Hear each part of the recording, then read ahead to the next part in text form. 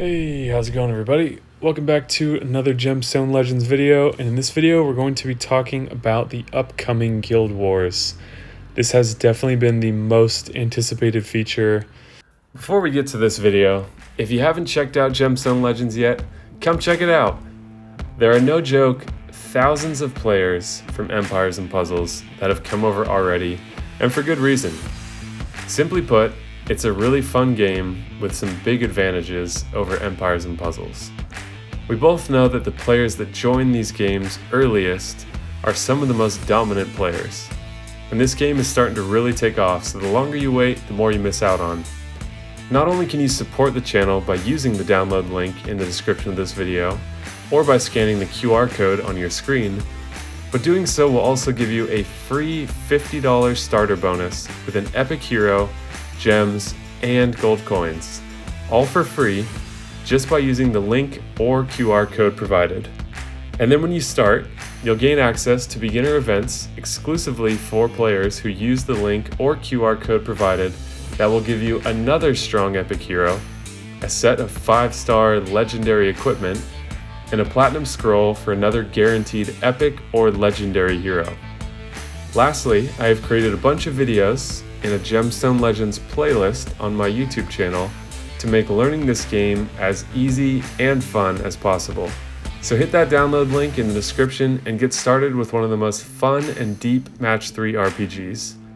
There's a great community in Gemstone Legends. It has some huge advantages over Empires and Puzzles, and overall I think you guys are really gonna like it. Inside your base, there's a building that says Guild Wars, and it's been there for a while.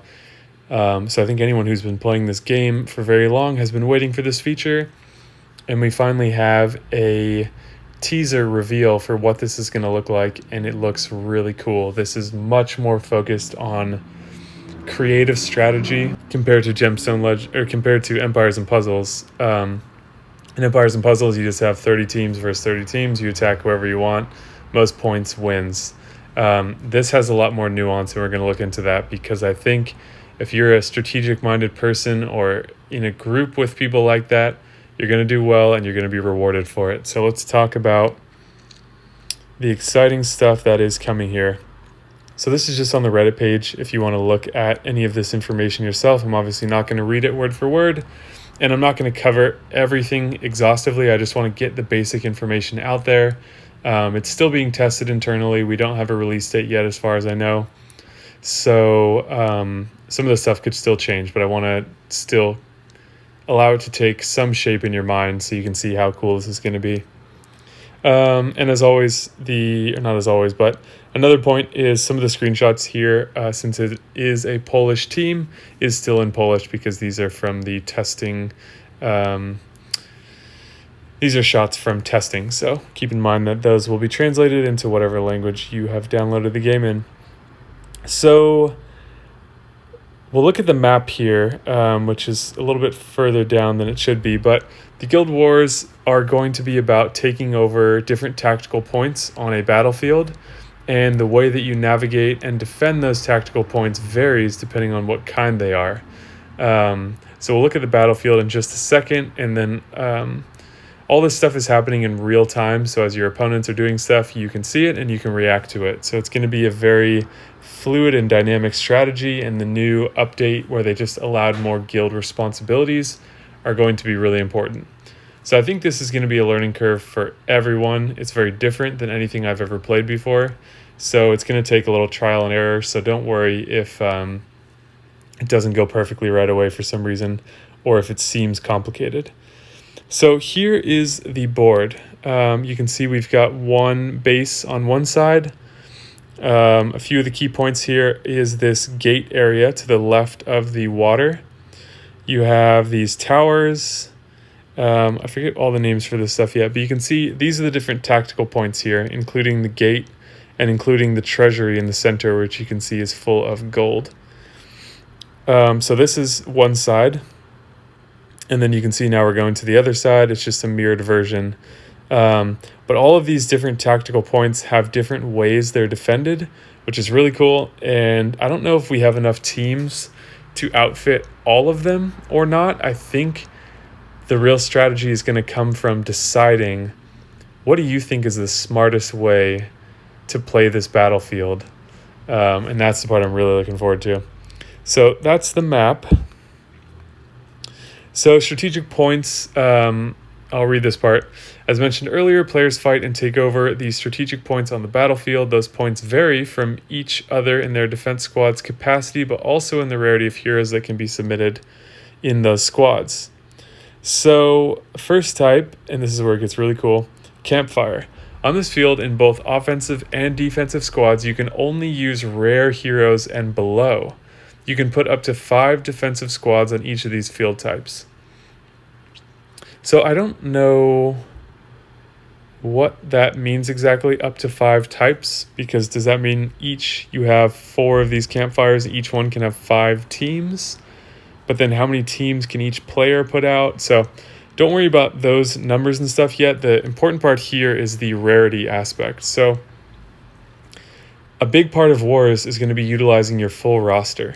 So as we know with Gemstone Legends, any star level hero, so instead of calling them 2 stars and 3 stars like we do in Empires and Puzzles, we call them common, uncommon, rare, epic, and legendary, because the stars are fluid. You can have a common hero at 6 stars if you wanted to. I wouldn't recommend it, but so these are going to be heroes that begun at 3 stars, rare heroes, but these could be full of 6-star heroes just from the rare group. So it's kind of cool that you're going to have to use some of those teams, or at least some people in your guild will, and some people in the guild will put stronger heroes elsewhere. It'll be up to you guys to figure that out. Encampment is going to be epic heroes and below. And then the tower is going to be all rarities of heroes. So basically that also means legendary and below. But the tower so far, and I think the tower and the gate and perhaps the treasury are the only areas that you can put legendary heroes.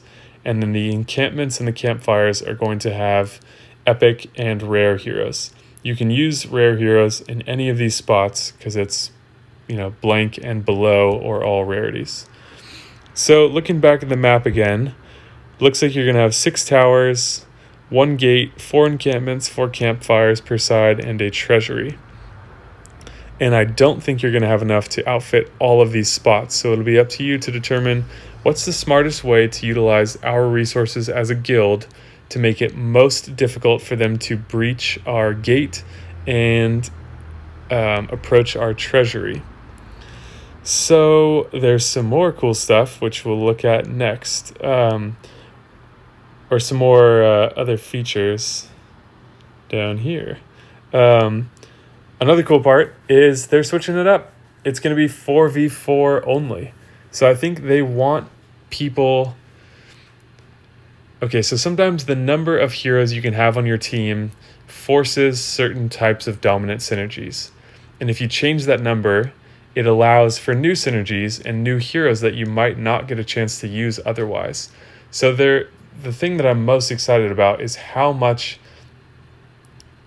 you are able to utilize your full roster in the success of your war and not just your one strongest defense team. That's going to be a part of it, but it's pretty cool.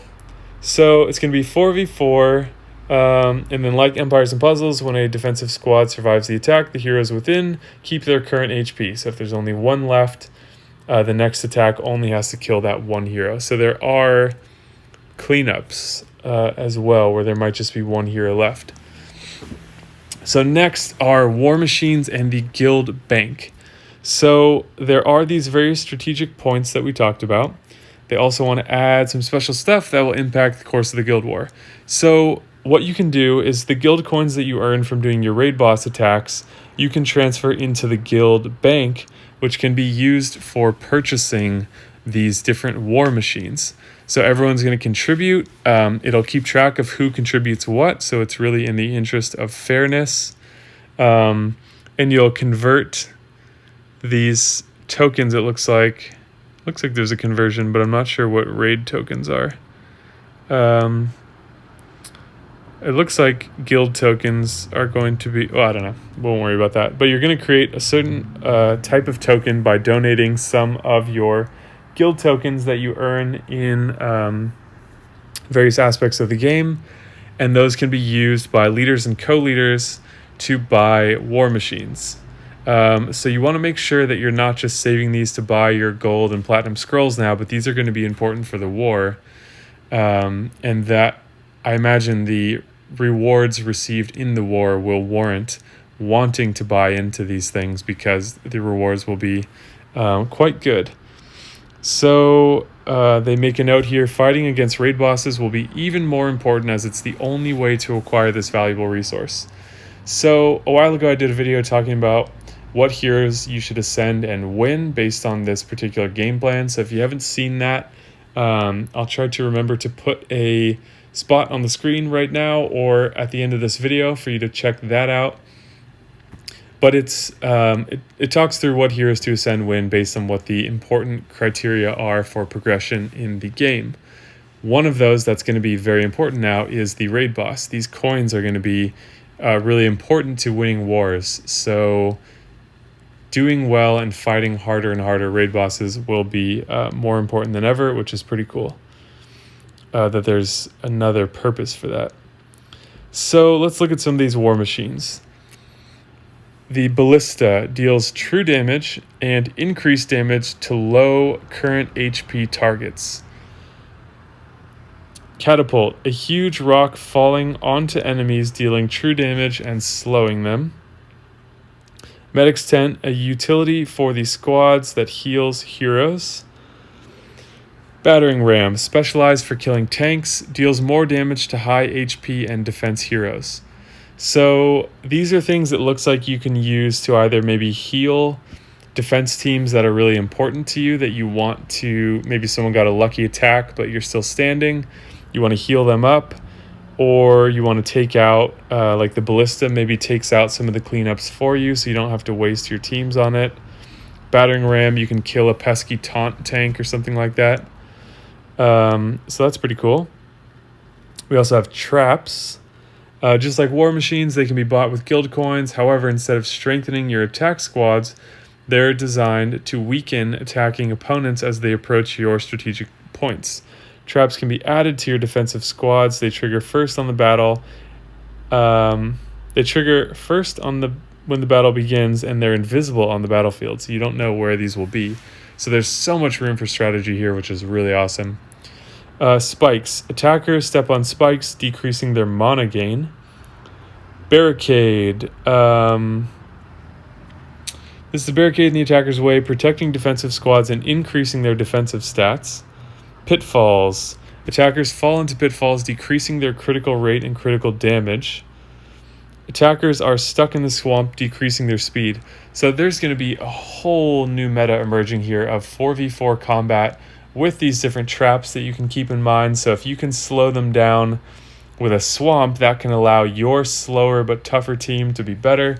So it's going to take a while for this meta to establish, but I think that's a really exciting time for strategic-minded players like myself. So they're talking about the leagues here. It looks like the matchmaking is going to be similar to the way it works in Arena. I imagine that's a big part of what they're testing right now to make sure that the appropriate matches are made. There may be some kinks to work out at first, but that's true for any new feature, so I wouldn't worry about something like that. And then they're talking about these chest rewards. So this part I'm going to read. It doesn't make total sense to me yet, but maybe you'll gain something more than I will. Guilds fight against each other to get better rewards, which are determined by the league of the guild and by either winning or losing the guild war. At the end of the guild war, each participated guild member is able to open a chest with rewards in it. In addition to that, there are treasure chests that can be stolen from opponents' treasury. However, your treasure chest can be stolen as well, and your guild can end up with no treasure chests at the end of the guild war. Depending on how many treasure chests a guild manages to acquire during the guild war, they'll be hidden randomly under regular chests and be revealed once a player opens that chest.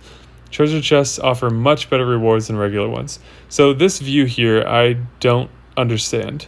So this part we'll just kind of have to wait and see what happens, but it looks like there's going to be better loot hidden in here. I don't know if you just have to choose one of these or how that's going to work. It looks like maybe 100% participation above is saying you can choose 3 chests and you're just randomly picking. I'm not really sure. So that means the more you can steal, the better the chances of you landing on one of those really good ones. There's also going to be individual rewards. Yeah, okay, so it looks like that'll be across multiple wars. There will be MVP and SVP. MVP is the title given to the guild member that has the biggest points contribution in the winning guild. SVP goes to the best contributor in the losing guild. They're going to be going on twice a week. Registration, preparation, planning, and war phase, so nothing too shocking there. I'll leave it here if you want to pause on this spot and read these. So yeah, that's that. I don't want to go too much more in detail because I think the video is pretty long as it is already, but I think this is really, really exciting.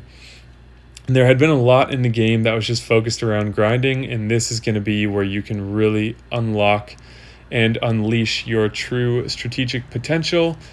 Get clever with those hero synergies. Don't just copy what other people are doing, because there's a lot of new synergies still to be figured out. So really, really exciting time. I think this is going to be an awesome feature, and it is positioned to be so much better than the Wars and Empires and Puzzles. So super excited about this. Share your thoughts in the comments down below. Please hit the like button on this video and subscribe as well. And that's that. I'll see you guys in the next video.